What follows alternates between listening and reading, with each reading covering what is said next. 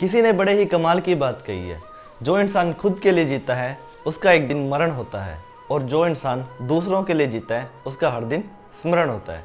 नमस्ते दोस्तों, मैं हूं जीत, आज एक नई कहानी के साथ। ये कहानी एक गरीब पिता और उसकी बेटी की है।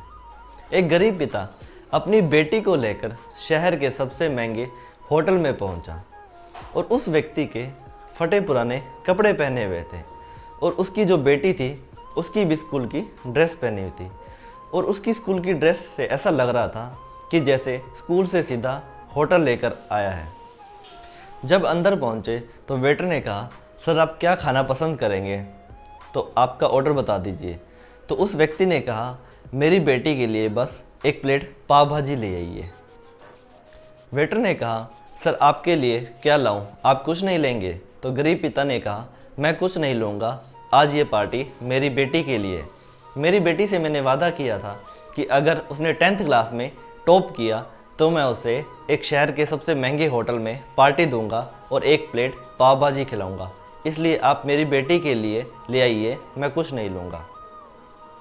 जब ये बात वेटर ने सुनी तो दौड़कर अपने मालिक के पास गया और मालिक से कहने लगा कि सर मेरी एक दरख्वास्त है, आप मेरी सैलरी से पैसे काट लेना।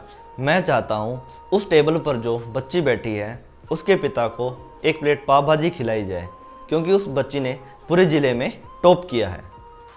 गरीब पिता है, पैसे नहीं होंगे, इसलिए वो कह रहे हैं कि मेरी बेटी के लिए ले आइए, तो मैं चाहता हूँ मेरी तरफ से अंकल जी को भी एक प्लेट पाव भाजी खिलाई जाए।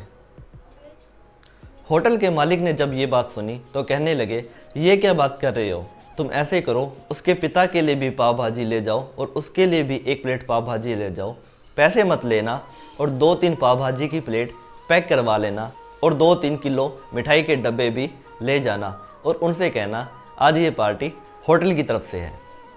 हमारी बेटी ने पूरे ज़िले में टॉप किया है, और उनसे कहिए जश्न मनाइए, पूरे मोहल्ले में मिठाई बांटिए और खुश रहिए। जब ये बात होटल के मालिक ने कही तो वेटर खुश हो गया और कहा, कितने अच्छे मालिक के यहाँ नौकरी कर रहा हूँ, कितना अच्छा बंदा है, दिलदार बंदा है। तो वेटर 2 प्लेट पाव भाजी लेकर पहुँचा और गरीब पिता हैरान हो गया, और उसने कहा, मैंने तो 1 प्लेट पाव भाजी मंगाई है, मेरे पास पैसे नहीं है। वेटर ने कहा, शर्मिंदा मत कीजिए, ये पार्टी हमारी तरफ से है, आपकी बेटी, हमारी बेटी ने ज़िले में टॉप किया है।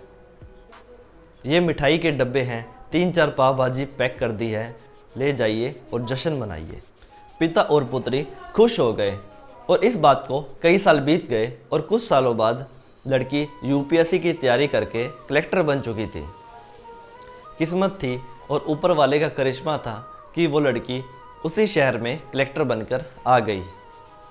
तो उसने होटल में सूचना पहुंचा दी कि कलेक्टर साहिबा होटल में लंच करने आने वाली है, और होटल के मालिक ने सजावट कर दी और पूरा होटल सजा दिया।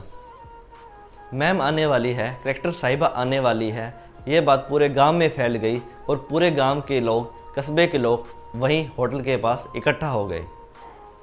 कलेक्टर अपने पिता के साथ होटल में पहुंची, और होटल का मालिक समझ नहीं पाया कि कौन है, उसे लगा कोई होंगे। कलेक्टर ने कहा, शायद आपने पहचाना नहीं, हम वही पिता पुत्री हैं जिस लड़की ने 10th क्लास में टॉप किया था और आपने पार्टी दी थी। हम वही पिता पुत्री हैं, हम फिर से आए हैं, और हम आपको पार्टी देंगे, आपके स्टाफ को पार्टी देंगे, और इस पूरे शहर को पार्टी देंगे। आपने गरीबी का सम्मान किया है, और उस दिन आपने जो पार्टी दी थी उससे मुझे बताया कि मुझे कितनी ऊंचाइयों को छूना है, कितनी ऊंची मंजिल तक पहुंचना है। आपने उस दिन एक नई प्रेरणा दी, और मैं आज उस प्रेरणा का एहसान चुकाने आई हूँ। और मैडम कहती जा रही थी, और उनकी आंखों से आंसू निकल रहे थे। होटल का मालिक और वेटर खड़े थे, और दोनों हाथ जोड़कर कह रहे थे, क्या बात है, ऊपर वाले का आशीर्वाद है। छोटी सी कहानी है, बस यही सिखाती है, कभी किसी गरीब का मजाक मत उड़ाओ, अगर उसकी मदद ना कर सको तो उसका मजाक मत उड़ाना। तो मिलते हैं अगली वीडियो के साथ। चैनल को लाइक और सब्सक्राइब कीजिए।